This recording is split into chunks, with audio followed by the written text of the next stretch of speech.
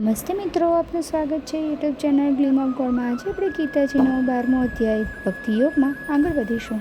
અર્જુન બોલ્યા, જે અનન્ય પ્રેમી ભક્તજનો હમણાં આપે જણાવ્યું એ પ્રકારે નિરંતર આપના ભજનમાં રચ્યા પચ્યા રહીને આપ સગુણ સ્વરૂપ પરમેશ્વરને ભજે છે, અને બીજા ભક્તો જે કેવળ અવિનાશી સચ્ચિદાનંદ ઘન નિરાકાર બ્રહ્મને જ ઘણા ઉત્તમ ભાવે ભજે છે, એ બંને પ્રકારના ઉપાસકોમાં વધુ ચડિયાતા યોગવેત્તા કોણ છે? શ્રી ભગવાન બોલ્યા, મારામાં મનને પરોવીને નિરંતર મારા ભજનમાં ધ્યાનમાં રચ્યા પચ્યા રહેનારા જે ભક્તજનો અત્યંત અડગ શ્રદ્ધા સ્વભાવથી યુક્ત થઈને મુજ સગુણ સ્વરૂપ પરમેશ્વરને ભજે છે, તેઓ મને યોગીઓમાં વધુ ચડિયાતા યોગી રૂપે માન્ય છે।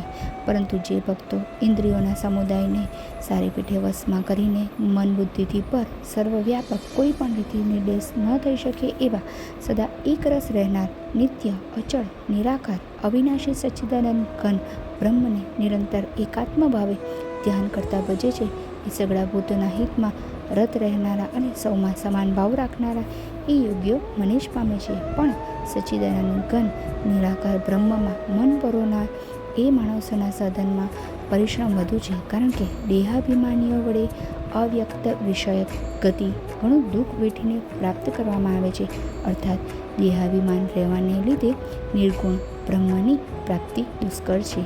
પરંતુ મારે પરાયણ રહેનારા જે ભક્તજનો સર્વ કર્મોને મારામાં અર્પણ કરીને મુજ સગુણ સ્વરૂપ પરમેશ્વરને જ અનન્ય ભક્તિયોગથી નિરંતર ચિંતન કરતા ભજે છે, મારામાં ચિત્ત પરોવનારા એ પ્રેમી ભક્તજનોનો હે પાર્થ, હું સત્વરે મૃત્યુરૂપી સંસાર સાગરમાંથી ઉદ્ધાર કરી દઉં છું।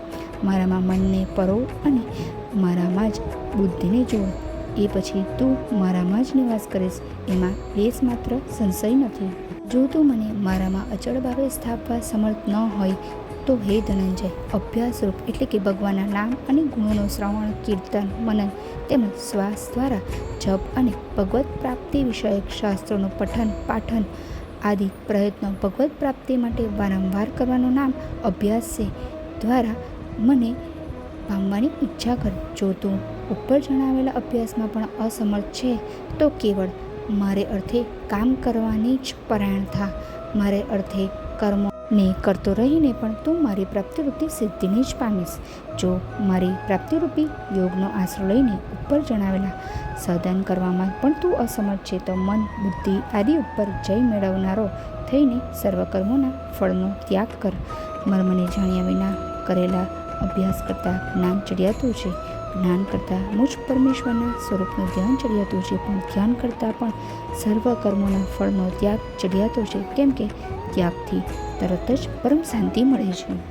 જે સર્વભૂતોમાં દ્વેષભાવ વિનાનો વિના સ્વાર્થે સૌનો પ્રેમી અને કોઈ પણ હેતુ વિના દયાભાવના રાખનારો છે, તથા મમત્વ વિનાનો અહંકાર વિનાનો સુખો દુઃખોની પ્રાપ્તિમાં સમ અને ક્ષમાશીલ છે, એટલે કે અપરાધ કરનારને પણ અભય આપનારો છે, તથા જે યોગી નિરંતર સંતુષ્ટ છે, મન ઇન્દ્રિયો સહિત શરીરને વશમાં કરી રાખેલ છે અને મારામાં દ્રઢ નિશ્ચયવાળો છે, એ મારામાં અર્પેલ મન બુદ્ધિવાળો મારો ભક્ત મને પ્રિય છે, જેનાથી કોઈ પણ જીવ ઉદ્વેગ નથી પામતો અને જે પોતે પણ કોઈ જીવથી ઉદ્વેગ નથી પામતો, તથા જે હર્ષ અમર્ષ ભય અને ઉદ્વેગ આદિથી રહિત છે, એ ભક્ત મને પ્રિય છે।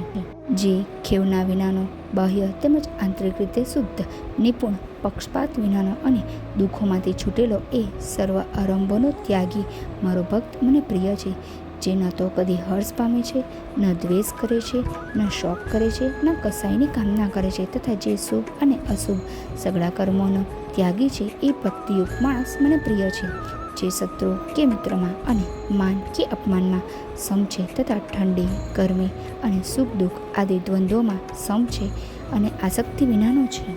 જે નિંદા સ્તુતિને સમાન સમજનાર મનનશીલ અને ગમે તે પ્રકારે પણ શરીરનો નિર્વાહ થતાં સદા સંતોષ છે, તથા રહેવાના સ્થાનમાં મમતા અને આસક્તિ વિનાનો છે, એ સ્થિર બુદ્ધિનો ભક્તિમાન માણસ મને પ્રિય છે।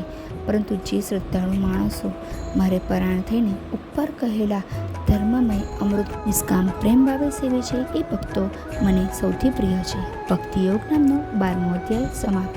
જય શ્રી કૃષ્ણ. જો આપને વિડીયો પસંદ આવ્યો હોય તો વિડીયોને લાઈક કરજો, શેર કરજો અને મારી ચેનલને સબસ્ક્રાઈબ કરવાનું ભૂલતા નહીં.